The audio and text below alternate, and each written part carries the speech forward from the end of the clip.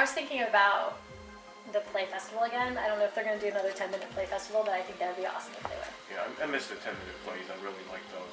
I did too. I think they're going to bring back like the actual competition, but where they have the people come in and they're judging like different 10-minute plays from all over the state. But I liked it when we just did. I liked it when the festival when here. when we did the festival here, and people like wrote, and that's because that's what I did. Is that was my first. That was actually the first play that I wrote, and then I submitted. And then when I didn't pick it, I decided that I was going to go ahead and I decided to try to play because I haven't tried to play since like high school. So that's when I decided that I would go ahead and try out for a part. That was the one where we met. That's the one where we met. Were you you the fire you were a firefighter? I was a firefighter. You were dressed in the the actual yeah, yellow shiny. That was awesome. Yeah, we had it at the Arcadia, and you were in that play, and I was in a different play. But they asked me in your play, which was like theater of the absurd. It was pretty kind. It was kind of a stretch for them at the time. They stuck pretty traditional. Now they're stretching a little bit further. I think that the hotel was on fire. The hotel was on fire. And you were in a hotel room. I was in a hotel. Okay, and you leaned out the window and had to light your cigar. Off the building. And they asked me to stand back there with the lighter. Not so the audience could see, but you're supposed to lean out. I leaned out the window and right. And then come and back I lit and your my cigar was lit. Yeah, and that was one of the funniest parts of the play. I love that. Well, and the funny thing was too, during one of the rehearsals, I knocked over the it was just plywood or whatever, but I was trying to move around back there, and I knocked the whole thing over. I said, "Damn, it's really good that I didn't flatten somebody. Nobody was in front of it." I threw a box of cigars that week. That was awesome. We met doing community theater, but I mean, I don't know. I love. Yeah. Well, there's lots of places I know even now we don't go out to the bar. We don't there's lots of places to meet somebody without having to go hang out at the bar. Well, it's there's that joke that I've seen several times on Facebook now where people are like, what if you went up to a girl or a guy in a bookstore, and instead of going up to them in the bar and being like, I will buy you a drink, what if you went up to them in the bookstore? Buy them a book. And all these girls, and a lot of guys were like, that's cool, I would totally go out with that person if they were like, I'll buy you that book instead of I will buy you that. Because you can tell a lot about a person by what they read.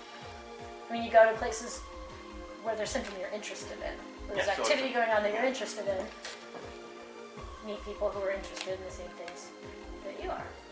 You just reviewed a book like that. I just did a review for the Wellsboro Gazette, the one that was by Eric Smith. Name. So you found this Geek's Guide to Dating, and that was one of the things they suggested, right? The same kind of thing. Go to a place. Yeah, because a geek is geeks start it had started off with a bad connotation, but now really all it means is somebody who's really passionate about something that what they do, and is one of the best. I think the best place to meet somebody is that you have something in common with.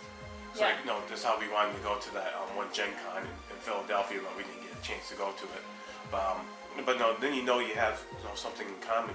We're always at this point interrupting each other when we are talking about projects for the bookstore or things that are important to us about the community or a book.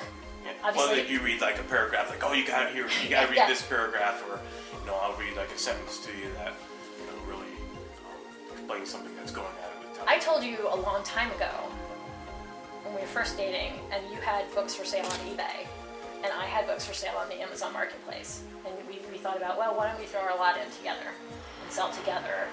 We'll pick one or the other, and we'll sell our books from the same place, and we'll do that together, at least as a side business. We're doing other job things. And, I told you back then, I was like, that's fine to do a business thing together, as long as it never gets in the way of our relationship. And as a matter of fact, it's been the opposite of what I was afraid of. It's been that it's enhanced our relationship because obviously we share a love of books, and obviously we share a love of stories. There's this, there's some good advice in here. It's written from a guy's perspective because, it's usually still, it's when we were growing up, girls didn't ask guys out. Right. Okay. And this guy is like, he's a little bit younger than we are. He's about like he's in his 30s, but he writes it from a perspective. A girl can use it too, but mostly from a guy's perspective and asking a girl out, and it's funny, but it's kind of a nice way to good advice for a guy. You felt like there was. I didn't read it, so I mean, it's funny. You felt like there was good advice in it. He uses a lot of like references for today, a lot of video games, a lot of like Star Trek, for example, like Star Trek and Star Wars is really popular, but usually somebody is one thing or the other.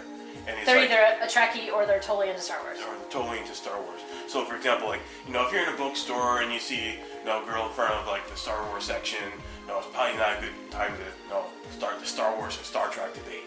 Because she's probably a Star Wars fan. Because she's probably a Star Wars fan, so it's like. So you're either gonna bore her or piss her off. Yeah, so maybe it's like maybe a good way to approach her is like, so like, how do you feel about like, are you excited about like the new Star Wars movies? Like they're gonna reboot the Star Wars movies and. Because the original ones were part 4, 5, and 6, so they're gonna redo those. Maybe see how she's like. So are you anticipating those? Or ask her if because there's so many like books in the Star Wars universe. There's a lot of books in the Star Wars. So maybe universe. if she likes a particular spin-off on those or whatever. She likes a spin-off, or or she does like the Star Wars movies and she's looking forward to the new ones coming out. Well, it's also a good future date too. Yeah. That's a good point. Actually, you know what our first date was? I mean, we met doing those plays, but I've told people this too. I love that. I said our first date was to the 4th Harry Potter movie. The Goblet of Fire. For the Goblet of Fire.